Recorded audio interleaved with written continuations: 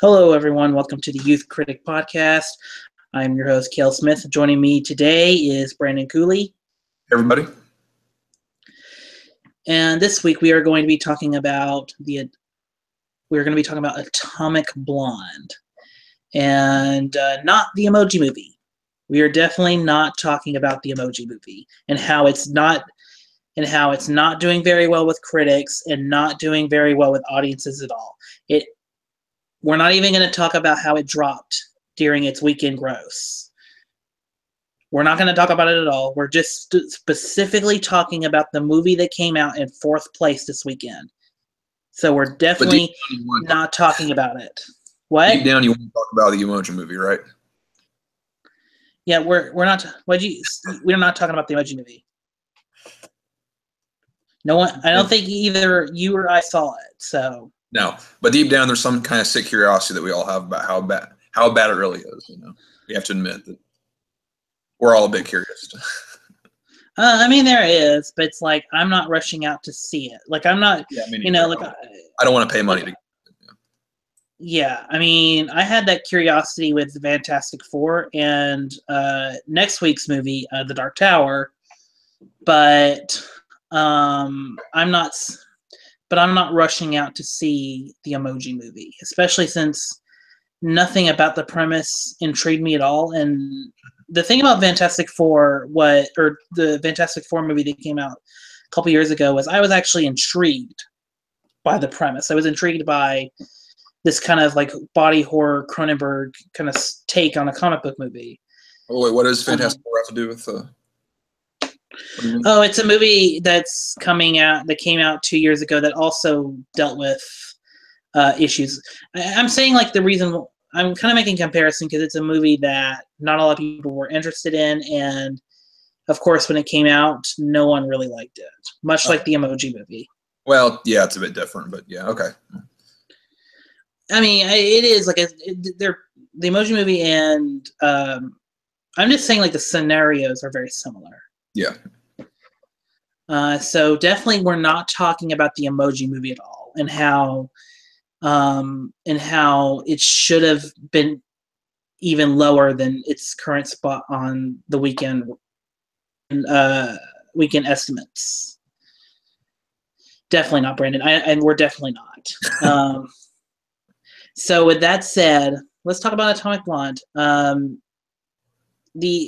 So to start things off, for those who don't know, Atomic Blonde is from the co-director of John Wick, David Leitch, and him and his 87 production adapted this graphic novel, City, and they changed the name about a few months ago before its South by Southwest premiere, and it had a really good, strong word of mouth at South by Southwest.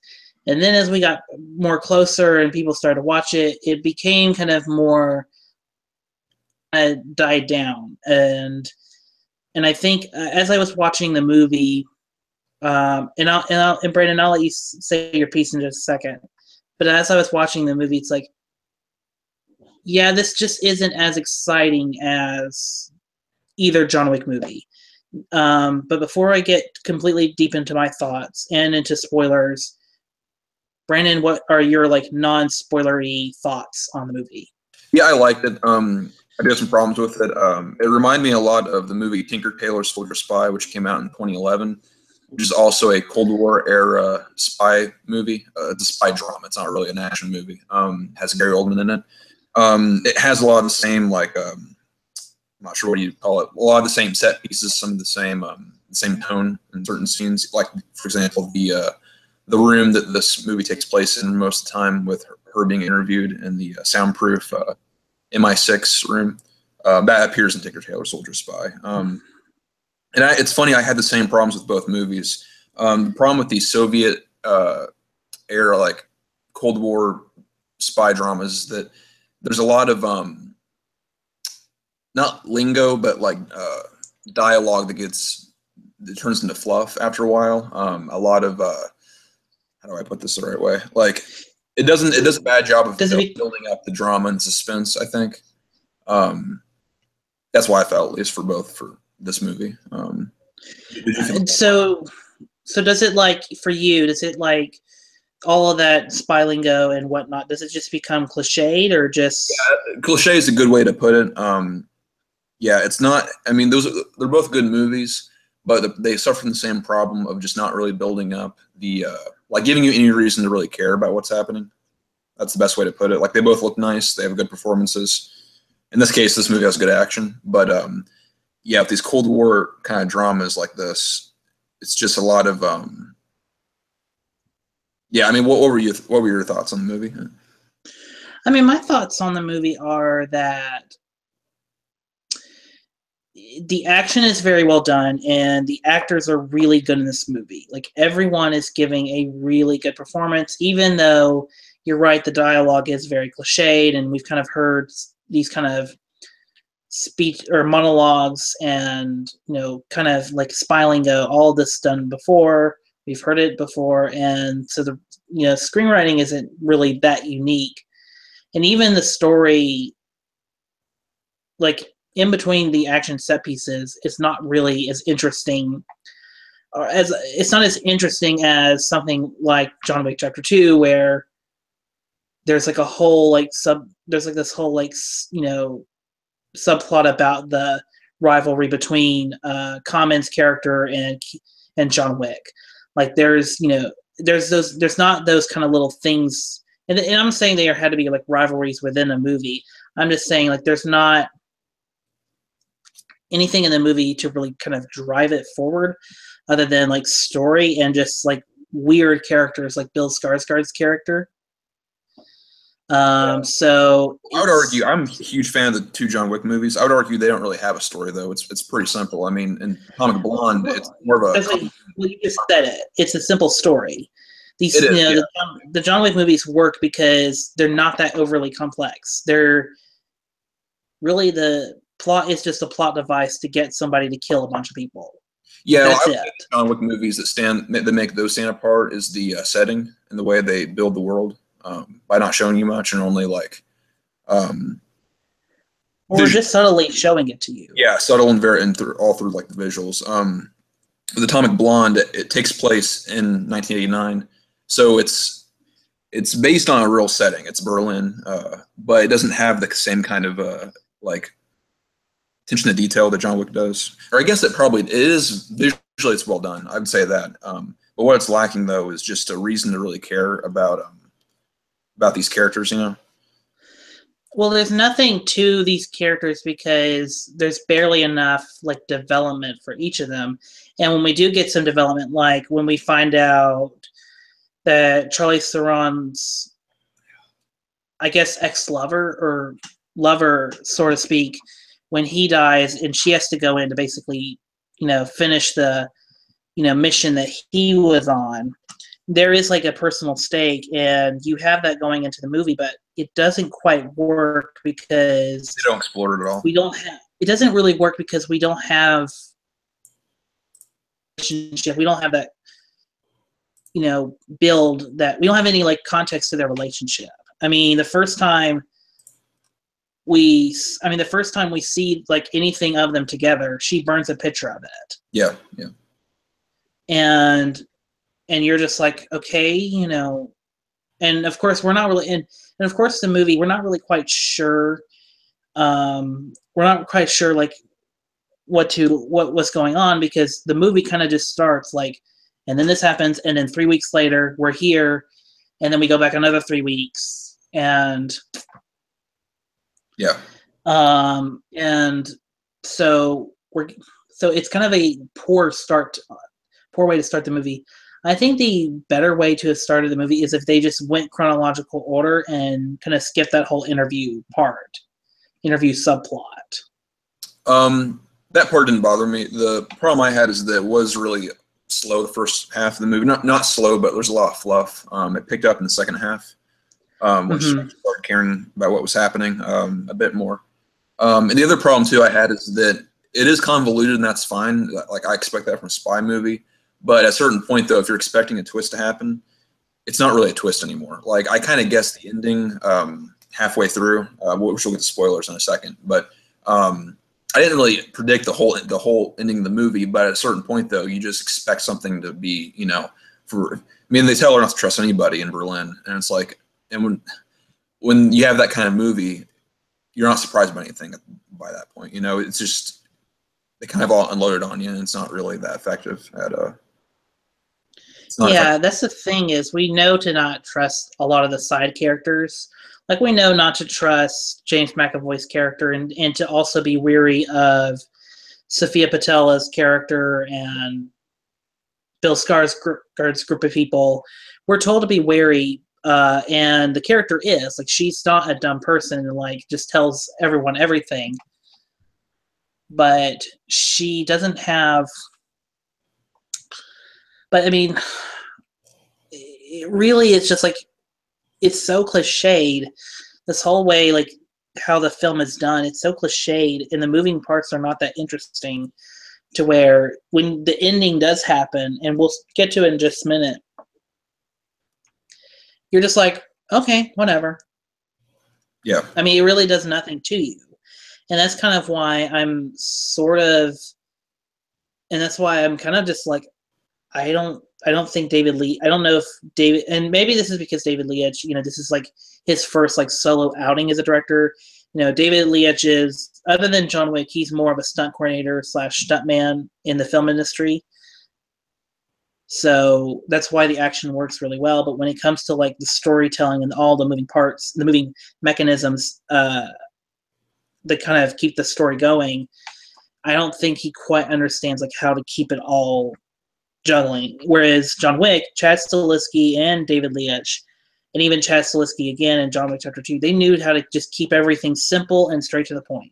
Just have it happen and then just move on. And not everything in John Wick in either movie, not everything in those movies work, but the reason why they do work is because they keep it simple and straight to the point, and you're just following Keanu Reeves as he's in this world, and that's where the subtle world building comes in.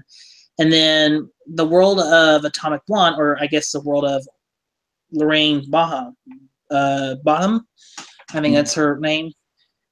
It's not as interesting because there's not that many characters that are as interesting as the villain in the first movie, or there's not a. And I know it's kind of not fair to judge this movie to John Wick, but but they're both similar stories in that they're both revenge movies, and they're both like trying to build this world in East Berlin as the kind of the the rebellion is kind of building up to kind of just bring down the wall, and just none of it is interesting. So I feel like a little justified. Well, I should mention though that I did really enjoy this movie. I thought it was very good, just from a filmmaking standpoint. And just in terms of movies I've seen recently, the worst 20 minutes of this movie captivated me more than Dunkirk or War for the Planet of the Apes. I mean, I'll take this over a lot of different movies this summer. I mean, because it is so well done. And I mean, like for example, James McAvoy character, while we may not understand his motivations, his performance is definitely interesting to watch. Same thing with he's definitely going balls in. He's definitely giving a ballsy performance with this. Yeah. Of action movies, I mean, like I would say it's not as good as John Wick, obviously, either John Wick movies, but those are pretty great action movies. I'd say it's probably better or probably just as good as the last two James Bond movies, Spectre and Skyfall, I would say, personally, but yeah. True. And to mention the cinematography, you're right. This movie is visually beautiful and accompanied by like a really beautiful score. I know you didn't watch Transformers last night, but No.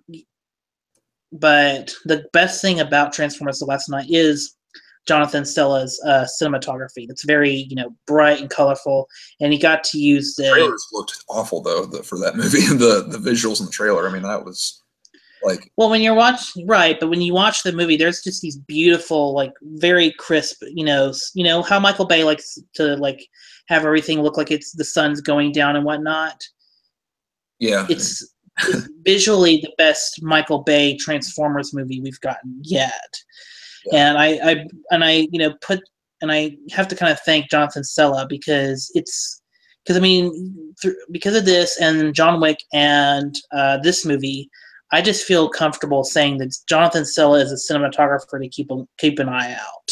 I mean, his visual work is incredible. And while I know I had a friend of mine, another friend of the show, complained about how the movie was kind of cold or looked cold. I felt like that kind of had to work for the movie because you had to believe you were in East Berlin during winter, and it's really cold up there. Yeah. Believe. So of course the movie is going to look like it's freezing, and it's freezing everywhere, and everyone's just not comfortable at all, and they're all like having to snug up next to each other. And then so I have to you're right to praise the look of the movie, the way this movie is visually constructed. And so that's a really good plus. And then what did you think of the music? And this will be the last thing we do before we get into spoilers. Yeah, it's a good soundtrack. It's period piece. Technically, it's '89, so they're playing the greatest hits of the 1980s in terms of the pop kind of synthesizer music. It was nice. I don't like the hair bands of the 1980s and a lot of the rock songs, but I like that kind of music. So it's always nice to hear that stuff. Yeah, and I think we hear Help from Blue Monday first during the scene where her husband, and this is not a spoiler to the trailer, where Lorraine Bottom's lover is killed. We hear that throughout the film or the opening, and then we cut to by David Bowie, and it's just a really good way to open the movie. And there's just stuff like that all throughout, even conversations between Charlize Theron and Sophia Boutella, when they're just laying in bed together, and there's just beautiful little little bits of beautiful synth music just playing in the background.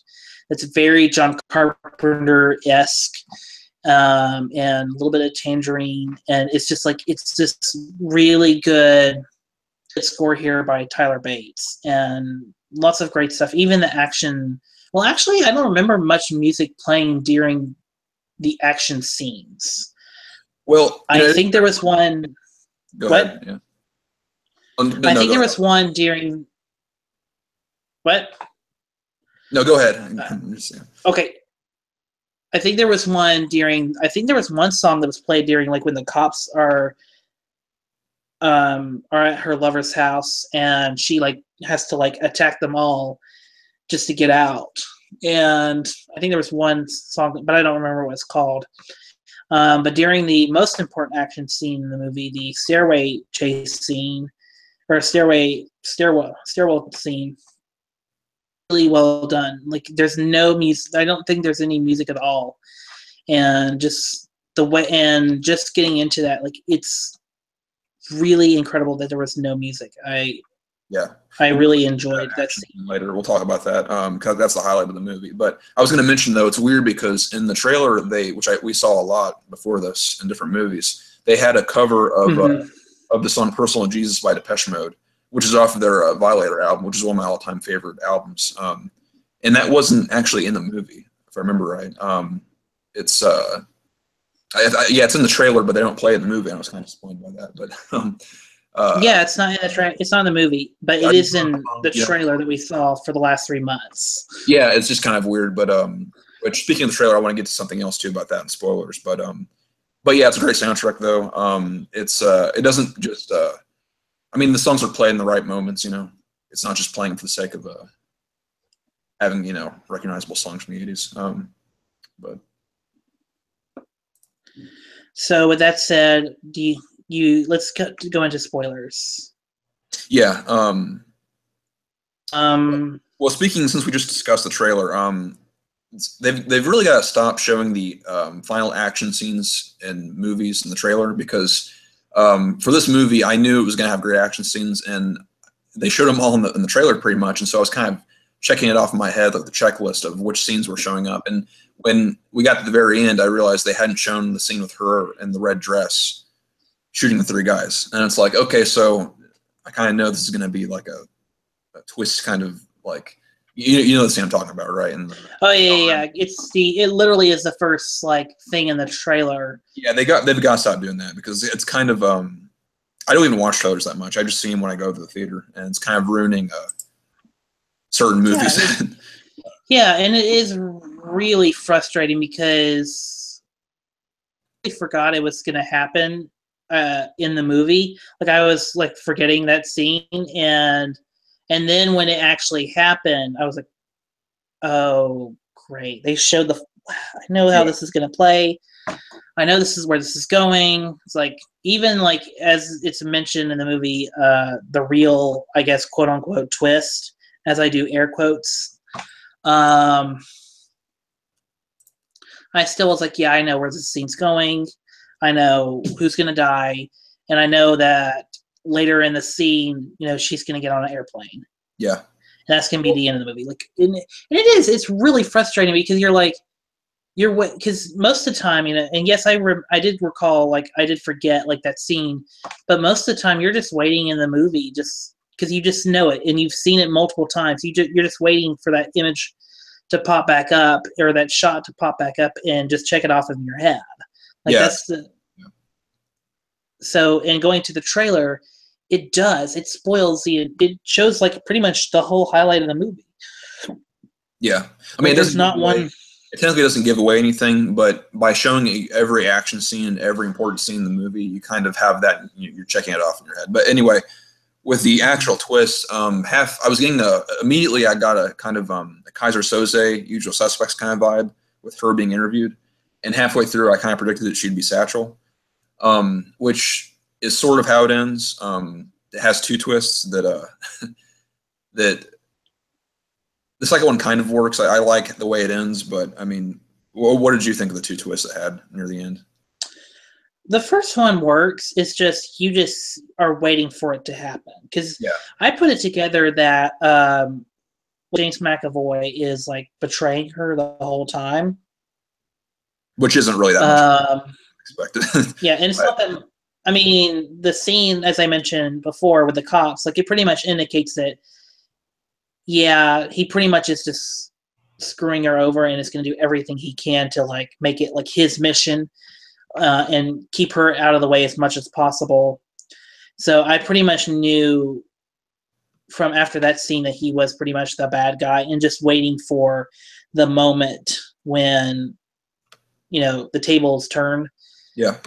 And that's why when, you know, it's revealed as such, and then, you know, and then like Sophia Patella is killed, and it, to be honest, it's in the trailer. Sophia Patella's death is kind of foreshadowed in the trailer. Yeah, it is. And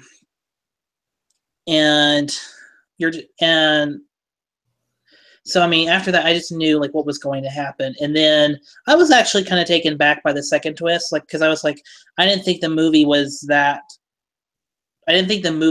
like clever enough to just throw another twist at us. Yeah. Because I thought, because really, after the interview stuff is over, really the movie could have just ended at that point. Mm-hmm. Like really, the story is kind of resolved. You know, you could have just left the theater. Because there wasn't, because I really don't think there was just much more they could resolve. I mean, the movie could have just ended bleakly by having Charlize Theron just being like, yeah, you guys dressed as the wrong person, and y'all wanted to destroy a watch, and yeah, that list is pretty much out there now because you guys did not trust me. You guys completely, like, that was I could have been happier with that whole ending. Yeah. And if I went to rewrite the script, I probably would have taken the Satchel plot line out of it, and because the whole plot of the movie is they're trying to find the list. That's the MacGuffin. Yeah. I would just that's our MacGuffin. The Satchel thing is just an unnecessary kind of complication to the whole idea. I mean, and I would have had the twist at the end that she was working for John Goodman the whole time, and that'd be simple as that. They kind of had to go with one or the other, you know, the Satchel twist or the you know, John Goodman CIA kind of twist at the end. But it had both. Yeah. So. Yeah, and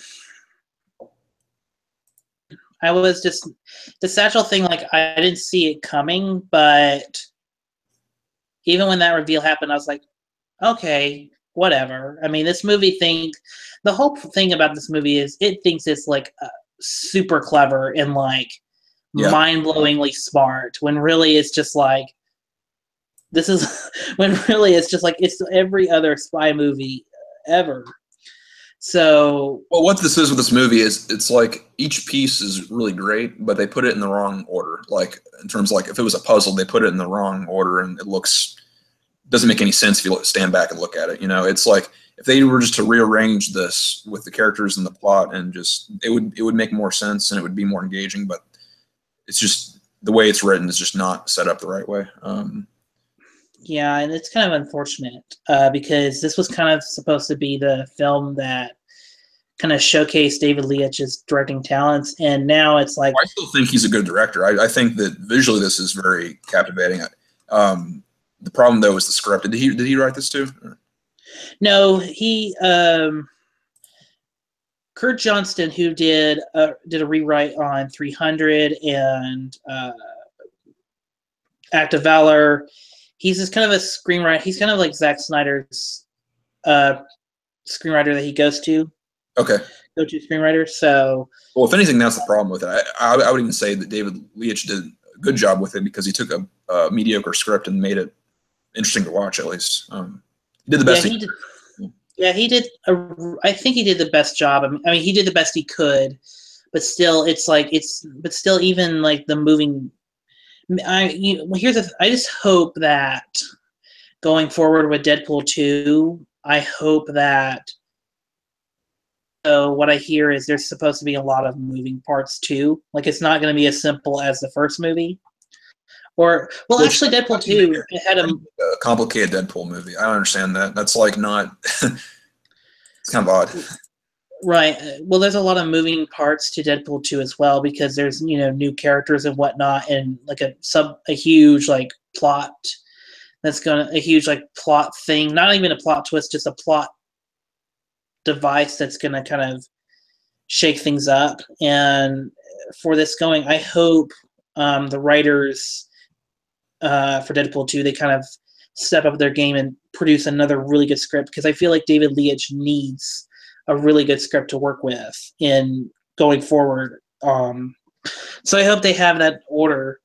But as far as this movie's concerned, I still liked it. I mean, the stairway action scene is literally the best part of the movie. It's brutal. It's intense. Yeah. It's in one shot. It's, you can just see, Charlize Theron or Lorraine Bottom just struggling the whole way through and even getting weaker as the fight goes on. Yeah. Well, in most of the action scenes in this movie and in the John Wick movies, the action is very like acrobatic and it's very like it's like I'm not sure what the right word is for it, but in this one though, it's much more realistic. In this stairwell scene, it's much more realistic and it is brutal. I mean, people are like stumbling and like passing out because they've been beaten up so much. I mean, it's like and stabbed. And stabbed. Yeah, and it's like. Yeah, and I mean it's all in one take, or it's not all in one take, but they make it seem like that, like they do a Birdman. They do the Birdman thing. There's a few moments I noticed where they cut, not like obvious moments though. It's hard to tell. It reminds me of the Daredevil scenes in the apartment scene and the stairway scene, in Daredevil season 2. But it goes for a little while, and it even turns into a chase scene almost near the end. It doesn't cut for a while, but yeah, it's a great action sequence. Yeah, it's a really good scene, and it has a really hard-hitting finale to it, and it's really good. And I wish there was more. And the other thing I wish, as we get into the third act of the movie, I wish there was a little bit more of just of Lorraine Bottom just kind of not breaking down and just having a meltdown, but just showing some more emotion as like everyone around her and everything about her mission is just going horribly wrong. Yeah. Well, it's funny. Speaking of the guy who dies at the end of that scene, the guy who memorized the list. It's interesting because the 20 minutes where they're trying to get his family out it's great. I mean, the second half of the movie gets better, and that's one of the great moments of it. It's funny. The whole movie could have been about her trying to get his family out of Berlin. That could have been the plot of the movie. I mean, I don't understand why they went for such a convoluted plot of her talking to these agents in MI6 and then flashing forward back and forth with James McAvoy being just all the moving parts. I mean, it really could have just been about her getting a family out of Berlin. I think really everyone just wanted to make a movie where they could say, this is clever, this is a nuanced spy drama, and really it's just a movie. Like, it's a mid-budget action movie that comes out in September or February. Like it's not like, and I don't mean it, and I don't mean that in a degrading way, but I mean that in like this is just a movie you put on just to kind of in between like blockbuster seasons. Yeah, I mean, that doesn't mean anything though. I mean, those movies can still be really good. Technically John came out in February, and that's it actually came out in March, didn't it? Or I can't remember now. It might have been February or March. It doesn't matter. February and March are known for being like great months for movies, but but those are where you can get some good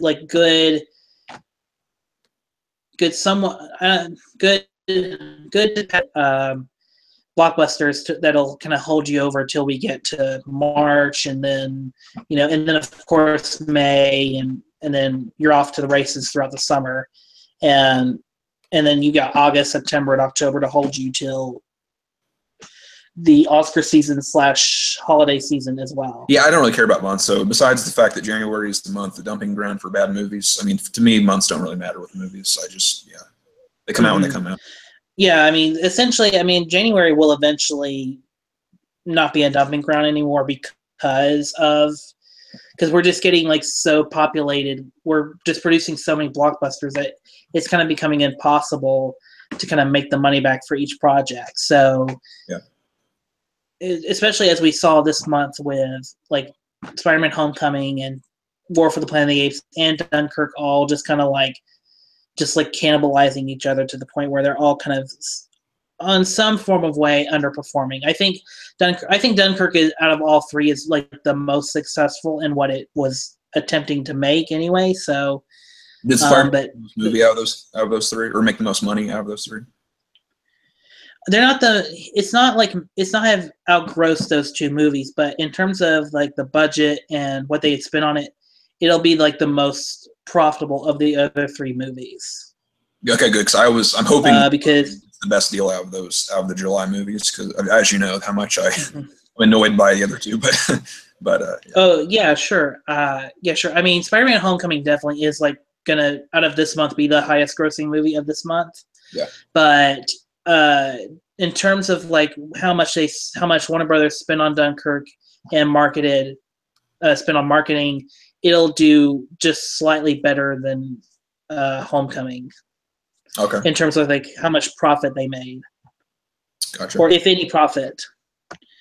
So with that said, before we go, Brandon, would you want to see another movie in this Atomic Blonde world? Yeah, I would go see another one. I mean, like I said, I enjoyed it. I mean, I think that if it's by the same person, if it's by David Leitch, and if it has the same cinematographer, even the same character, because I liked her character in some way. I mean, I think Charlize Theron does a good job. It's just that the script could have been better. Yeah, I'd see a sequel, I think. That's my advice going forward is maybe let David Leitch do a couple more movies to kind of get his craft in order, because he's a really good action filmmaker. Like, he knows how to craft action sequences very well. Just to kind of, however, I feel like this and Deadpool, and then whatever he does next, he needs to kind of like hone in his craft a little bit more. Because I feel like Chad Stahelski kind of found out what he's good at, especially now that he's done 2 John Wick movies. He's found out what he's good at, and it'll probably work, and he'll probably stick to that for the next foreseeable future. And I hope David Leitch in Deadpool 2 and maybe one other movie, he hones in his craft. And then as far as Atomic Blonde, maybe just get another screenwriter. Because I don't think... Well, I think part of the reason why we're kind of being rough on this movie is because of expectations with John Wick. Because, I mean, really, like, if I had to compare this with other action movies of the year, I would say it's just as good as Guardians of the Galaxy 2 or Wonder Woman.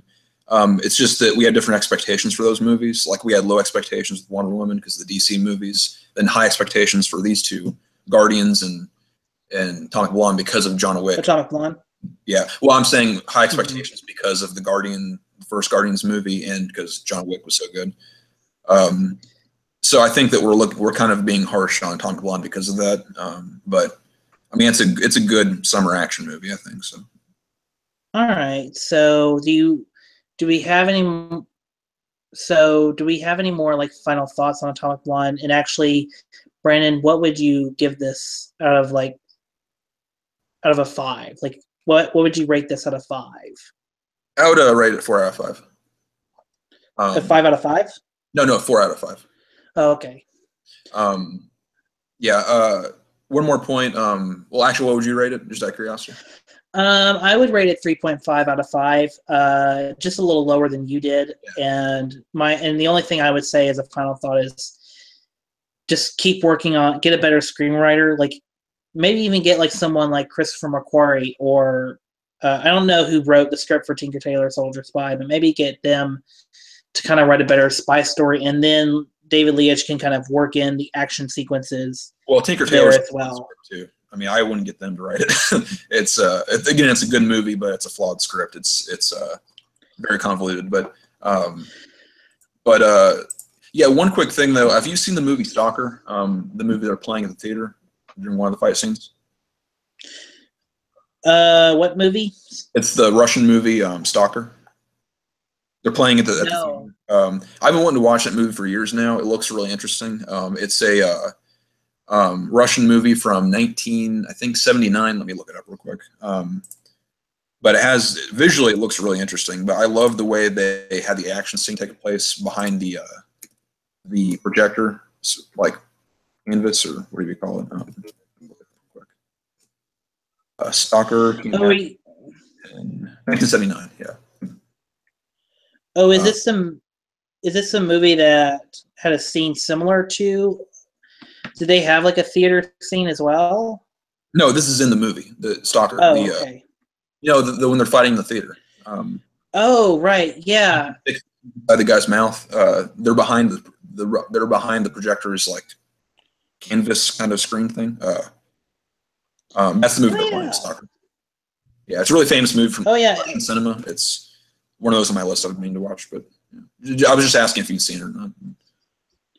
No, I haven't. No, I haven't. It did come out. However, it's interesting that we bring that up because that movie came out in like 1979, like a decade before. Yeah. This movie, but I guess they were just doing a reviewing or something of it. I guess maybe you can kind of plausibly say that. I was wondering why they were showing it in the theater. It must be like a favorite of David Leitch or something, because it's a science fiction movie, and from what I know of it, it has no connection to like it wouldn't have any connection to Atomic Blonde or the characters.